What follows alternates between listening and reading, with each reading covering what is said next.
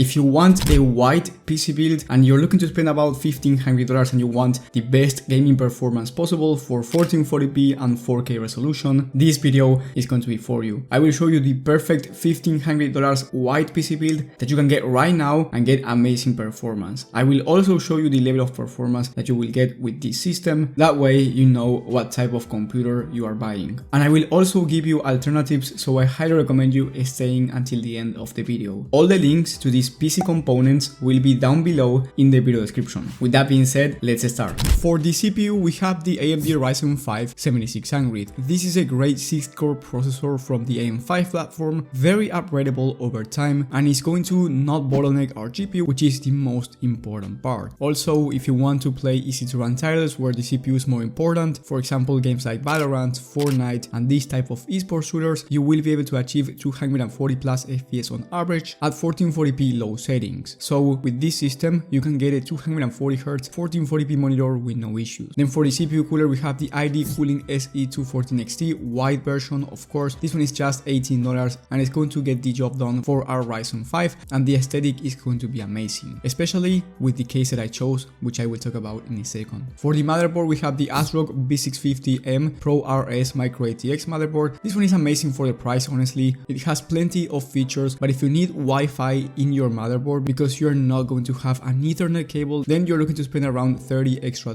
for the same motherboard with Wi-Fi included. Then for the memory kit, you get 32 gigs of DDR5 memory at 6000 MHz CL30. This is a very fast kit. It has RGB and it's white, so it fits everything that we need in this system and more. The good thing about having 32 gigs of RAM is that it's going to be plenty of memory, not only for gaming but also for streaming, and you can do content creation and productivity work with a much smoother experience than if you just had 16 gigs of RAM. Then for the storage, we have 2TB of Gen 4 SSD. SSDs right now are expensive, so if you want, you can go with 1TB and then upgrade down the line, especially if you want your PC to be under $1,500. But I believe that 2TB are going to be great since we are talking about a $1,500 system, and having 2TB, trust me when I say this, it is a relief, and most people do not need anything more than this, especially for gaming. Talking about gaming, let's talk about the graphics card, the most important component when it comes to your gaming performance. Here we have the RTX 4070 Ti Super, which is the newest release from Nvidia. This is an $800 16 gigs of VRAM 1440p ultra gaming graphics card that you can also use for 4K. On a 12-game average test from TechSpot at 1440p, the RTX 4070 Ti Super was able to average 120 FPS,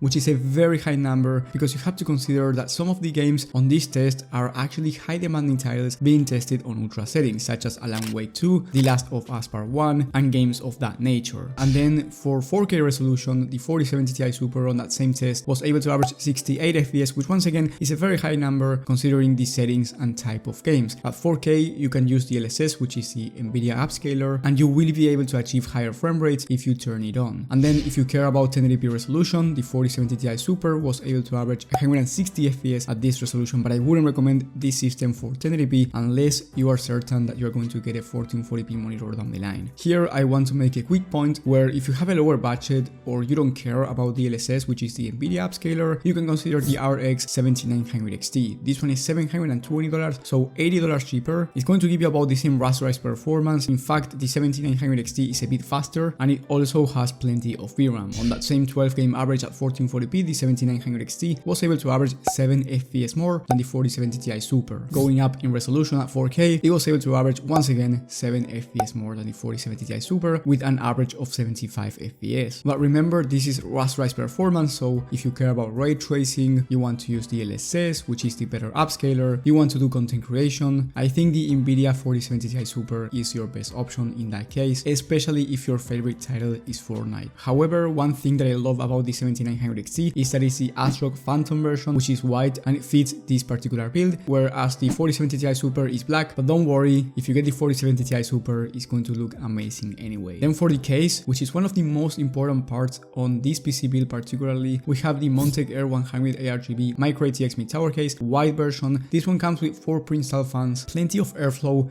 and it's just $67. In my opinion, amazing quality for the price. And then if you decide to get the 7900 XT instead of the 4070 Ti Super, you need a bigger case because the GPU is bigger, and I went went with the Fantex Eclipse G360A. This one looks amazing as well. It has 3 pre-installed fans on the front, and I also added 1 extra fan in the Thermalright CL 120mm fan for you to put on the back. Once again, overall great airflow, looks amazing, and it's going to fit this particular build. And last but not least, we have the power supply. I went with the Corsair RM750E. This is a 750 watt 80 plus gold power supply that's A-tier rated, meaning that it's the best quality out there. And the most important part, your PC will not explode. One thing that I have to say is that the Ryzen 5 7600 and the 4070 Ti Super combined are actually power efficient, so you will most likely drawing much less than 750 watts, but this unit is very good quality, and that's why I highly recommend it, especially if you want to upgrade your CPU down the line to something that requires more power. Let's talk about pricing. The total price for the 4070 Ti Super PC is $1,523. And remember what I said before, if you want to be under $1,500 and get the 4070 Ti Super, I recommend you going with a 1TB SSD and upgrading down the line if you need it. And then the total price for the system with the 7900 XT